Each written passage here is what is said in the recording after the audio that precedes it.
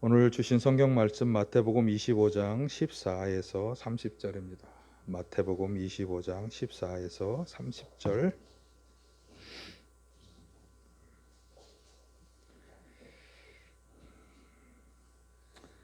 세 번역으로 봉독해 드립니다. 또 하늘나라는 이전 사정과 같다. 어떤 사람이 여행을 떠나면서 자기 종들을 불러서 자기의 재산을 그들에게 맡겼다.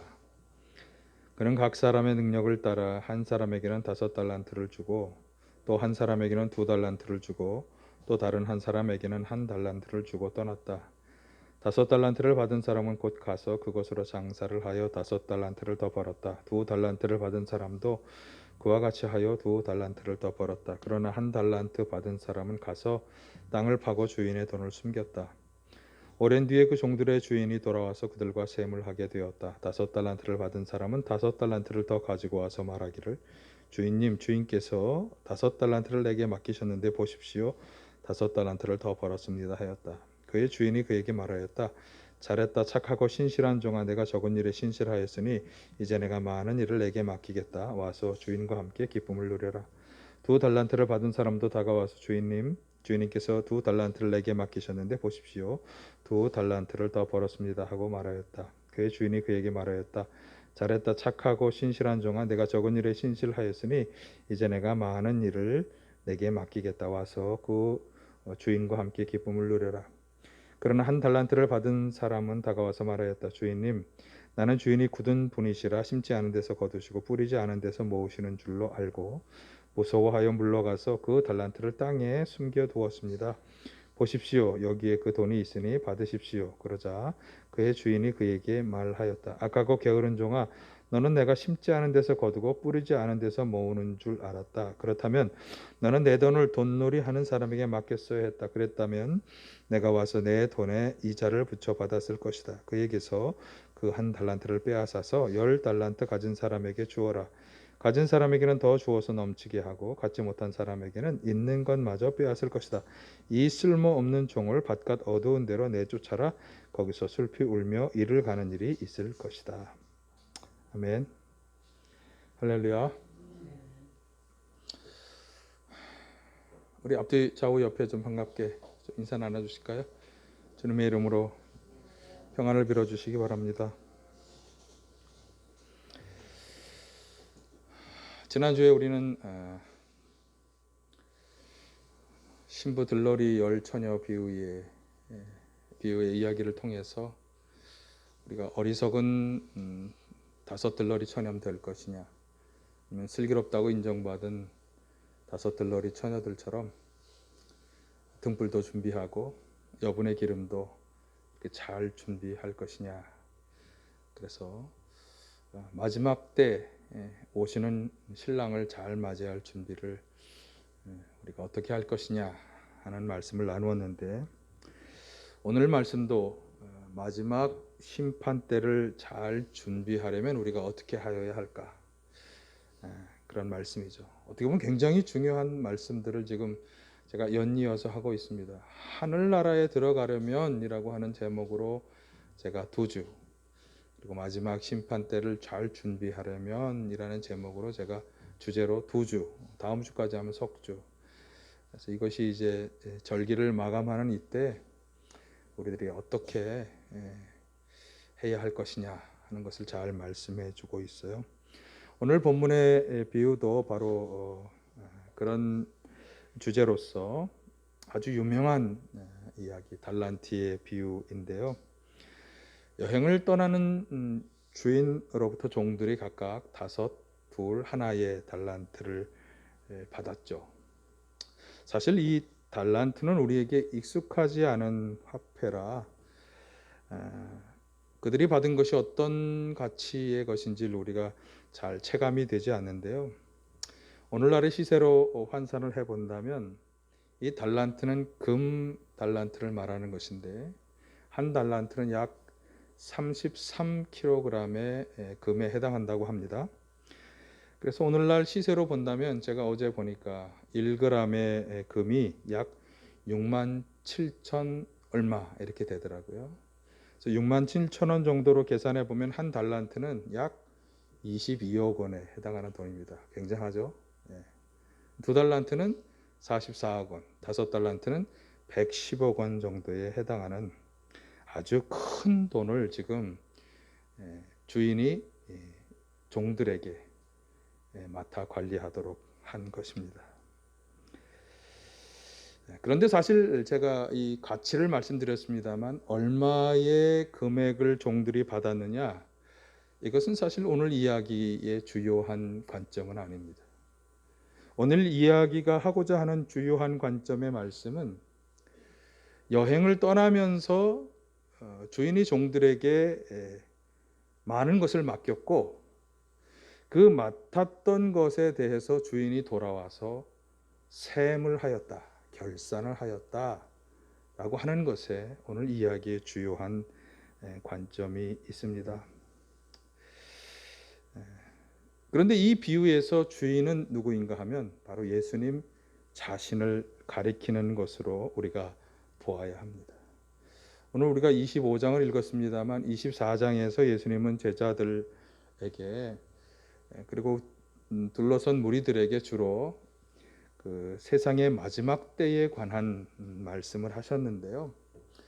여러 말씀을 하셨습니다만 마지막 때가 되면 재난들이 많이 일어나고 그리고 성도들이 환난을 받게 될 것을 말씀했는데, 하여튼 그 시기가 끝날 때 인자가 오게 될 것이다. 그러니까 예수님은 자신이 다시 인자로서 오게 될 것을 이제 말씀했어요. 그 인자는 이제 예수님을 당연히 가리키는 말이고, 오늘 본문의 비유에서도 종들에게 달란트를 맡기고 멀리 떠나갔다가 다시 오시는 그 주인, 그게 바로 인자 되신 예수님 자신을 가리키는 말인 것입니다. 그러니까 여행을 떠나는 주인처럼 예수님께서 이제 멀리 가실 터인데, 이제 하나님 나라로 가실 터인데, 그 하나님 나라로 가신다라고 하는 그 말을 이제 여러 가지 말씀을 드릴 수 있겠습니다만, 이 세상에서 온 인류를 구원하기 위해서 십자가를 지시고 죽으시고 그리고 죽음을 이기고 부활하셔서 하늘로 올라가시는 모든 과정을 이제 떠나가는 주인으로 이제 표현을 하고 계시다고 우리가 보시면 되겠고요. 중요한 것은 가셨다가 바로 다시 오신다. 바로는 아니겠죠. 다시 오시는 그때가 다가올 거다라고 하는 사실이고, 그때 바로 이 결산하는 일이 이루어질 것이다. 그리고 그때는 24장과 연결해서 생각해 본다면 마지막 때다. 그렇게 우리가 생각하시면 되겠습니다. 그래서 오늘 이 달란트 비유를 통해서 이 맡기신 것을 결산하시는 이 마지막 때를 우리가 어떻게 준비해야 할 것이냐, 그 마지막 심판 때를 통과해서 하나님 나라에 우리가 들어가려면 어떻게 해야 할 것이냐, 이것을 한번 같이 생각해 보도록 하겠습니다. 말씀드린 것처럼 주인은 여행을 떠나면서 110억, 44억, 22억 오늘날로 그런 가치에 해당하는 돈을 종들에게 맡기고 멀리 떠나갔다가 이제 돌아와서 각각 그들이 행한 일에 대해서 상과 벌을 주고 있는데, 자, 오늘 비유에서 우리가 무엇보다 먼저 생각해야 하는 것은 우리는 주인이신 하나님 그리고 예수님으로부터 달란트를 받아서 그것을 맡아 관리하는 사람이다 라고 하는 사실입니다. 14, 15절이 바로 그 말씀을 이제 비유로 설명하는 것이죠. 그래서 주인은 종들에게 그렇게 많은 110억, 44억, 22억에 해당하는 큰 재산을 이제 종들에게 맡기는 것처럼 예수님께서는 우리 모두에게 이 달란트와 같은 아주 많은 것들을 우리에게 주셔서 우리는 그것을 맡아 관리하는 사람이다. 그런 측면에서 우리는 주인의 것을 맡아 관리하는 청직이다 라고 우리 정체성을 이제 매김해 볼 수 있겠습니다. 사실 제가 2주 전에 포도원의 비유에서도 이미 말씀을 드린 것입니다. 여러분, 청지기는 누구입니까? 주인의 것을 맡아 관리하는 사람이죠. 그런데 주인이 맡겨주신 것은 청지기의 것이 아닙니다. 그렇죠? 그런데 가지고 있는 것들을 마치 자기가 주인인 것처럼 생각하고 살아가는 많은 사람들을 우리가 볼 수 있습니다. 그래서 이 비유의 말씀을 예수님이 하시는 것입니다. 우리가 어떤 정체성을 가지고 있는 것인지, 어떤 생각으로 살아가야 할 것인지를 이제 말씀해 주고 있는 거예요. 우리는 주인이 맡겨주신 것을 관리하는 청지기이다. 청지기 의식을 가지고 살아야 하는 거죠.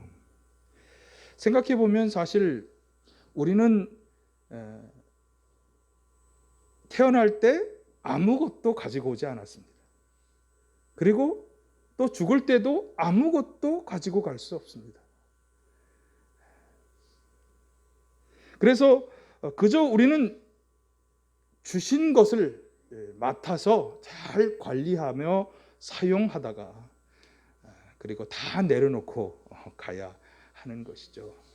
그런 측면에서 내가 가지고 있는 것, 내가 누리고 있는 모든 것이 다 사실은 내 것이 아니라 누구의 것이다?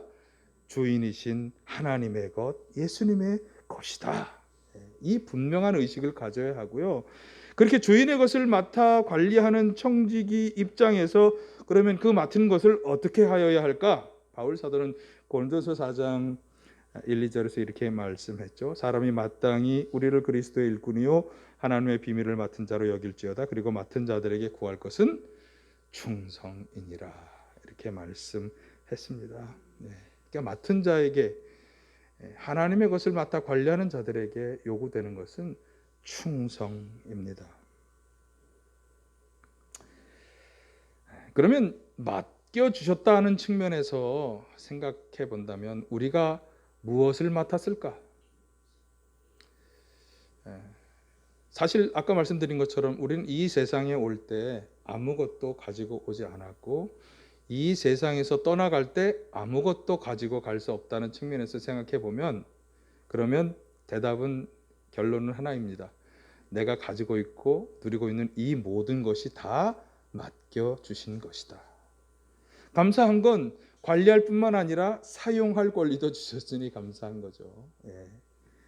그러니까 우리는 재물뿐만 아니라 우리의 가족도, 우리의 재능도, 우리의 시간도 다 하나님으로부터 받아서 맡아 관리하는 사람이라고 하는 것을 분명히 알아야 합니다. 그래서 어느 것 하나 소홀히 해서는 안 되는 거죠.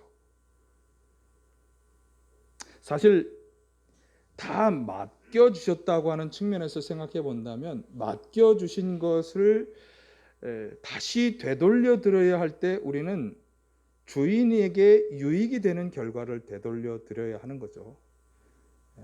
그러니까 나 자신의 유익을 취하고 그 결과를 가지고 마치 다 내 것이냐 하는 것은 사실 청지기의 자세가 아닌 것입니다. 한번 우리의 자녀를 생각해 보시죠.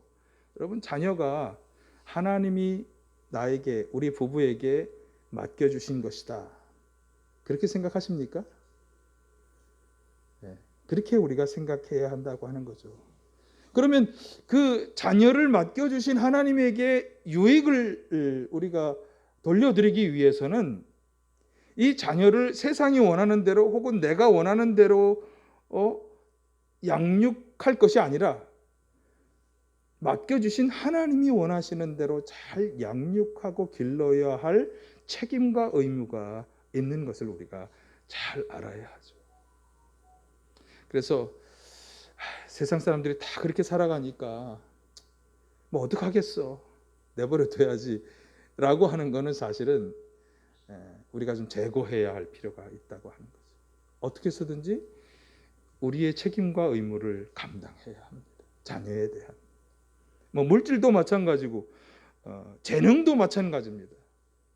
내가 무언가를 잘 할 수 있는 재능이 있다면 그 재능을 주신 분에게 유익한 결과를 우리가 돌려드려야 한다고 하는 것, 이것을 우리가 꼭 생각해야 합니다. 재능 때문에 나는 많은 것을 얻고 많은 것을 누릴 수 있겠죠. 그러나 하나님께는 그 재능 때문에 무슨 결과를 돌려드렸습니까? 이것을 생각해야 하는 거죠. 시간도 마찬가지입니다. 사실 하나님께서 시간을 우리에게 맡겨주셨다라고 생각하면 우리는 시간을 소중히 하고 잘 계획하고 아끼며 사용해야죠. 맡겨주신 거니까. 만약 시간을 내가 행복하고 즐겁고 잘 살기 위한, 성공하기 위한, 성장하기 위한 어떤 것으로 우리가 사용한다고 할 때 하나님은 그걸 어떻게 보실까요? 우리가 나를 위해서 쓴 그 시간을 하나님 입장에서는, 주신 분의 입장에서는 허비하고 소비했다고 생각하시지 않을까요? 그렇잖아요, 여러분. 주신 분의 입장에서 우리는 자꾸 생각해 보아야 할 필요가 있다. 그래서 청지기 의식이라는 것은 이런 것입니다. 내가 가지고 있고 누리고 있는 이 모든 것을 하나님과 예수님으로부터 받아서 그것을 맡아 관리하는 사람이다, 나는. 이런 청지기 의식을 가지고 살아가시기를 간절히 바랍니다. 저는 이 비유에서 우리가 꼭 생각해야 할 두 번째 것으로, 주인은 지금 멀리 여행을 떠나갔다고 그렇게 말하고 있어요. 여행이라고 말하지만 본질은 지금 여기에서 떠나갔다가 다시 돌아온다라고 하는 사실이에요. 그래서 반드시 우리가 이 비유에서 기억해야 할 것은, 주인은 지금 떠나갔지만 그러나 그분은 반드시 다시 돌아오는다. 그러니까 그분의 여행은 다시 돌아오는 여행이다라고 하는 사실이에요. 그러니까 지금 우리에게 주어지고 맡겨진 이 달란트들을 사실은 주인이 돌아올 때 그분에게 돌려드려야 하는 그런 제한, 그런 조건을 가지고 있다라고 하는 거죠. 특별히 시간적 제한이 있는 거죠. 그분이 다시 오실 때까지라고 하는. 천년 만년 우리가 이 주어진 것을 누리고 사용하고 살아갈 수 없다. 19절을 보시면 오랜 뒤에 돌아와서 셈하였다, 그렇게 말씀하고 있잖아요. 시간이 흘러서 때가 되면 반드시 주인은 돌아와서 셈, 즉 결산을 하는 것입니다. 자, 그러면 주인은 언제 돌아올까요? 자, 이것이 비유가 아니라 마지막 때의 비유라 그랬으니까 예수님께서 언제 돌아오십니까? 인자가 다시 오시는 때는 마지막 그 날의 때다, 그렇게 말씀하고 있어요. 그러니까 마지막 때의 날은 반드시 우리에게 다가온다. 여러분, 이것을 꼭 우리가 기억해야 할 줄로 믿습니다. 그러니까 그분이 다시 돌아오시는 그 때는 반드시 온다. 사실 우리 인간의 생애를 보아도 우리에게 마지막 때가 멀지 않았다고 하는 것은 사실입니다. 지금 여기 계신 분들 중에 수년 안에 혹은 수십 년 안에 다 마지막 그때를 맞이할 거예요. 지금 우리가 살았을 때 주님이 오신다고 하지 않아도 우리는 죽음을 누구나 다 피할 수 없습니다. 아무리 길어도 우리의 인생은 100년, 120년, 130년, 그렇게밖에 살 수 없는 것이 우리의 인생입니다. 그래서 우리는 이 제한된 시간에 우리에게 맡겨진 이 달란트를 가지고 무엇을 할 것이냐, 어떻게 할 것이냐, 이것이 너무나 중요한 문제가 되겠죠. 마지막 때 주님께서 우리에게 맡기신 것들을 결산할 때 그 결산대 앞에 나는 무엇을 내놓을 것이냐, 이것을 우리가 신중하게 생각해 보는 건 너무나 중요한 일인 것입니다. 자, 무엇을 내놓아야 할까? 자, 오늘 이 비유에서 예수님이 이 주인 되시는 주인이 결산할 때 굉장히 특이한 점이 하나 있습니다. 왜 특이한가 하면 우리가 흔히 행하는 것과는 전혀 다른 판단의 잣대를 보여주시고 있기 때문이에요. 자, 주인의 관심은 종들이 달란트를 가지고 얼마의 이문을 남겼는가 하는 것에 있지 않았습니다. 사실 우리는 흔히 그렇잖아요. 얼마의 이문을 남겼는가가 중요하죠. 장사도 그렇고 사실 우리가 자녀들에 대해서도 그런 생각을 가지고 있습니다. 그런데 주인이 오히려 진짜 관심을 가진 게 뭐였습니까? 달란트를 맡은 사람들이 어떤 자세로 그 달란트를 관리하였느냐 하는 것에 관심을 가진 거예요. 자, 21절과 23절에 보시면 5달란트, 2달란트를 받은 종들에게 주인이 하는 말이 똑같아요. 자, 20절, 21절을 먼저 보실까요? 5달란트를 받은 사람은 5달란트를 더 가지고 와서 말하기를 주인님, 주인께서 5달란트를 내게 맡기셨는데 보십시오. 5달란트를 더 벌었습니다 하였다. 그의 주인이 그에게 말하였다. 잘했다. 착하고 신실한 종아, 내가 적은 일에 신실하였으니 이제 내가 많은 일을 내게 맡기겠다. 와서 주인과 함께 기쁨을 누렸다. 5달란트 받은 사람에게 한 얘기였어요. 그런데 22절 23절에 보면 2달란트를 받은 사람도 동일해요. 2달란트를 더 이문을 남겨서 가지고 왔을 때 동일하게 23절에 보시면 잘했다 착하고 신실한 종아, 내가 적은 일에 신실하였으니 내가 많은 일을 내게 맡기겠다. 와서 주인과 함께 기쁨을 누려라. 자, 돌아와서 결산하는 이 주인이 종들에게 동일하게 행한 이 칭찬의 말이 뭐였습니까? 이문에 관한 것이 아니에요. 최선을 다하여 성실하게 일한 그들의 신실함을 칭찬하시고 있다라고 하는 사실입니다. 여러분, 주인이 행한 이 결산의 판단 기준은 이익에 남긴 이문의 양이 아니라 최선을 다하는 그들의 신실함, 성실성이었다고 하는 사실을 꼭 기억하시기를 바랍니다.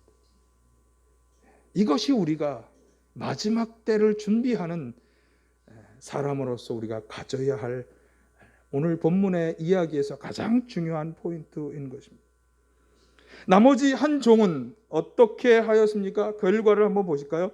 24절에서 30절까지 길게 그 이야기가 나오는데요. 자, 24, 25절에 보시면 1달란트 받은 사람이 다가와서 주인님, 나는 주인이 굳은 분이라 심지 않은 데서 거두시고 뿌리지 않은 데서 모으시는 줄로 알고 무서워하여 물러가서 그 달란트를 땅에 숨겨두었습니다. 보십시오.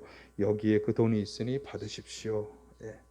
자, 이 종은 다른 2종과 달리 어떻게 한 것입니까? 최선을 다하지 않은 것입니다.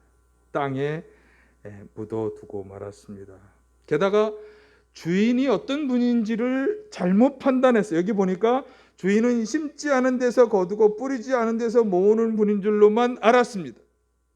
자, 그런데 26절에 보시면 그 주인이 그에게 악하고 게으른 종이라고 하면서 뭐라고 말합니까? 야, 내가 심지 않은 데서 거두고 뿌리지 않은 데서 모으는 사람인 줄 아느냐? 반문하잖아요. 그렇지 않다는 거죠. 네가 심어야 하고 뿌려야 했다는 거죠. 열심히 그것도. 그래서 그 결과 주인은 28절을 보실까요? 1달란트를 빼앗아라. 그에게 주었던 것을 다시 거두어 드리고 30절에 쓸모없는 종을 바깥 어두운 데로 내쫓아 슬피 울며 이를 가는 일이 있을 것이다. 이 30절에 바깥 어두운 데는 아마도 마지막 그때 하늘나라에 들어가는 자리에서 쫓겨날 것을 말하는 것입니다. 여러분, 받은 것을 가지고 최선을 다해서 성실하게 일한 사람과 그렇지 않은 사람은 이렇게 엄청난 차이가 나는 것입니다. 어떤 차이가 있는 것입니까? 마지막 그때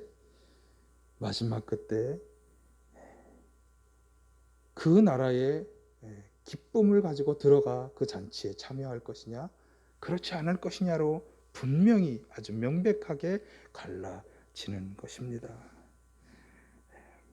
그래서 그 차이는 어디에서 왔느냐? 어디에서? 받은 것에 최선을 다하여 충성하였느냐, 충성하지 아니했느냐라고 하는 것에 있었다.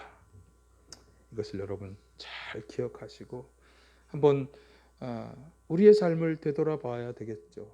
나는 맡겨주신 것들을 최선을 다해서, 아까 말한 내가 가지고 있고 누리고 있는 이 모든 일들에 대해서 최선을 다하여 살아가고 있는가? 성실성으로 인정받을 수 있겠는가?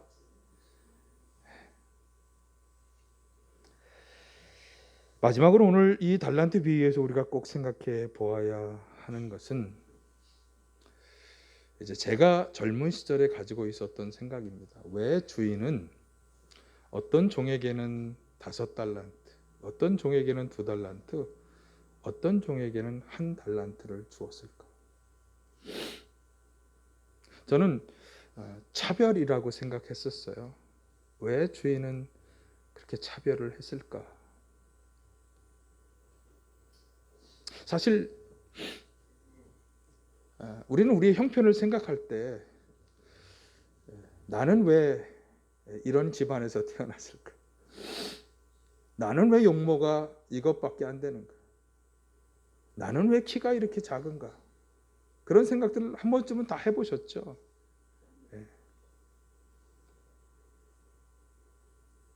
그래서 오늘 본문의 비유에서 왜 이 3사람의 종에게 각각 5, 2, 하나로 차별해서 달란트가 주어졌을까? 사실 우리는 여기에 대해서 알 길은 없습니다. 자, 그런데 15절을 한번 보시면, 그는 각 사람의 능력을 따라 한 사람에게는 5달란트를 주고 또 한 사람에게는 2달란트를 주고 또 다른 한 사람에게는 1달란트를 주고 떠났다. 주인은 종들에 대해서 눈여겨보며 그들의 능력을 알고 있었던 것입니다. 그래서 그들의 능력에 합당하게 차별해서 달란트를 맡겨준 것입니다. 사실 이 1달란트를 받은 사람이 만약에 오늘날 우리의 시세로 얘기해서 한 1,000만 원 정도다 지금 우리가 볼 때, 그러면 굉장히 뭐라고 할 수 있을 정도라고 생각합니다. 그런데 아까 말씀드린 것처럼 1달란트가 얼마?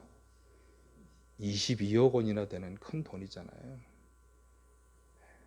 그러니까 사실 그렇게 차별받았다고 아쉬워할 만한 그런 정도는 아니에요. 하지만 우리가 이 비유의 이야기에서 꼭 알아야 할 것은, 그럼에도 불구하고 우리의 마음속에 나는 왜 차별을 받고 있는가? 나는 왜 이렇게 다른 누군가가 가지고 있는 것을 가지지 못하는가? 나는 왜 그 사람처럼 좋은 것을 가지지 못하는가? 라고 하는 그런 불평, 원망, 그런 마음에 대해서 조심스럽게 우리가 살펴볼 필요가 있다고 하는 거죠. 종된 입장에서 왜 차등을 두었습니까? 라고 하는 그런 불평은 종의 자세가 아니다 라고 하는 것을 우리가 기억해야 합니다. 왜냐하면 많이 주는 것, 적게 주는 것, 좋은 것을 주는 것, 나쁘게 주는 것은 다 그분의 주권에 따라 되어지는 일이기 때문에. 로마서에 보면 비슷한 불평을 하는 것에 대해서 진흙과 토기장이의 비유로 말씀하고 있어요. 로마서 9장 20, 21절을 해주세요. 오 사람아, 그대가 무엇이기에 감히 말대답을 합니까? 만들어진 것이 만드신 분에게 어찌하여 나를 이렇게 만들었습니까? 하고 말할 수 있겠습니까? 토기장이에게 흙 한 덩이를 둘러 나누어서 하나는 귀한 데 쓸 것을 만들고 하나는 천한 데 쓸 그릇을 만들 권리가 없겠습니까? 자, 하나님께서는 토기장이가 진흙 한 덩이를 가지고 귀한 데 쓰는 그릇을 만들 수도, 또 천한 데 쓰는 그릇을 만들 수도 있는 것처럼, 그러니까 토기장이 마음대로 그것을 빚어내는 것처럼 그렇게 하나님도 하실 수 있다는 거죠. 마찬가지입니다. 주인으로서 어떤 사람에게는 좀 많은 달란트, 어떤 사람에게는 좀 적은 달란트로 차별하여 달란트도 주실 수 있는 것이, 그분은 그런 주권을 가지신 분이다. 이것을 우리가 인정해야 할 줄로 믿습니다. 그래서 나는 왜 이렇게 적게 주셨습니까? 나는 왜 다른 것이 아니라 이런 것을 주셨습니까? 라고 원망하고 불평해서는 안 된다. 원망하고 불평하는 마음은 청지기의 자세가 아니다. 이것을 꼭 기억하시기를 바라요. 사실 원망과 불평은 어디에서 오는가 하면 욕심에서 오는 것입니다. 더 많이 가지고 더 좋은 것을 가지려고 하는 욕심이 바로 우리로 하여금 원망하고 불평하게 만드는 것이고요.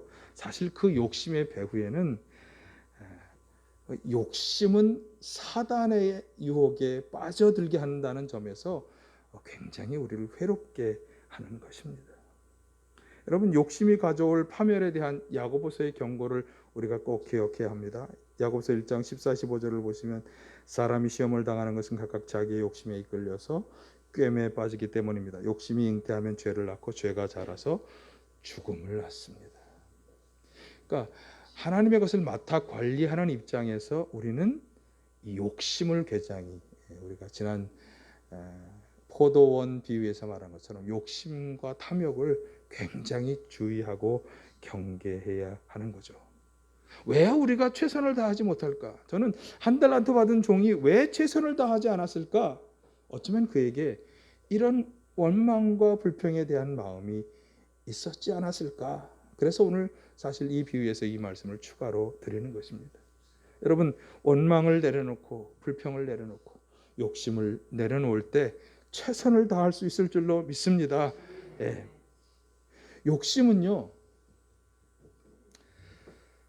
겨우 이것밖에 내가 안 되는가? 이게 욕심이에요. 한 달란트 받은 종이 겨우 내가 한 달란트 받을 정도밖에 안 되는가? 나는 더 많이 가질 수 있는데, 이게 욕심이에요. 그럼 겸손은 뭡니까? 한 달란트라도 주셨으니 참 감사하네. 이 겸손을 우리가 가져야 할 줄로 믿습니다. 그래서 받은 것 감사하면서 최선을 다해야 하는 것이죠. 여러분, 우리 모두는 하나님으로부터 모든 것을 받은, 그래서 그것을 누리고 사용하며 살아갈 수 있는 그런 청지기인 줄로 믿습니다. 청지기에게 요구되는 것은 충성입니다. 최선을 다해서 성실하게 주어진 모든 것을 잘 활용해서 하나님에게 유익을 드리는 그런 결과를 가져올 때 우리는 하늘나라 잔치에 참여하게 될 것입니다.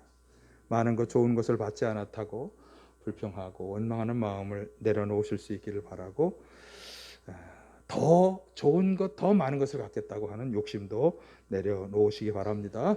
주어진 것에 만족하면서 성실하고 겸손하게 맡겨진 일을 감당할 때 마지막 그날 하나님께 인정받게 될 줄로 믿습니다. 어떻게?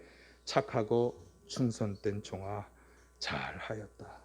이런 칭찬과 인정을 다 받아서 마지막 때를 잘 준비할 뿐만 아니라 그 나라에 다 들어갈 수 있는 우리 모두가 다 되시기를 간절히 축원합니다. 사랑의 아버지 하나님, 부족하고 연약한 저희들이지만 그러나 많은 것, 특별히 내가 가지고 있고 누리고 있고 사용하는 모든 것을 다 허락하시고 맡겨주시니 감사를 드립니다. 많은 것, 좋은 것을 받지 않았다고 욕심부리며 불평하고 원망하지 않게 하여 주옵시고, 최선을 다해서 성실하게 겸손한 마음으로 감사하면서 청지기로서의 일을 잘 감당해 나가는 저희들 되게 하여 주시옵소서. 그래서 주님으로부터 잘하였도다, 충성된 종이라고 하는 인정과 축복을 받아 하나님 나라에 다 들어가는 우리 모두가 되게 하여 주시옵소서. 오늘도 저희 가운데 악한 영 어둠의 역사들이 떠나가게 하시고 저희 연약한 아픔 질병 상처마다 치유하시며 온전케 하여 주시옵소서. 나사렛 예수 그리스도의 이름으로 명하노니 성도들 가운데 들어와서 방해하고 해방하는 악한 영 어둠의 영들은 떠나갈지어다. 나사렛 예수 그리스도의 이름으로 명하노니 성도들의 모든 연약한 아픔 질병 상처는 치유되고 회복될지어다. 주님 역사하여 주시옵소서. 예수님의 이름으로 기도하옵나이다. 아멘.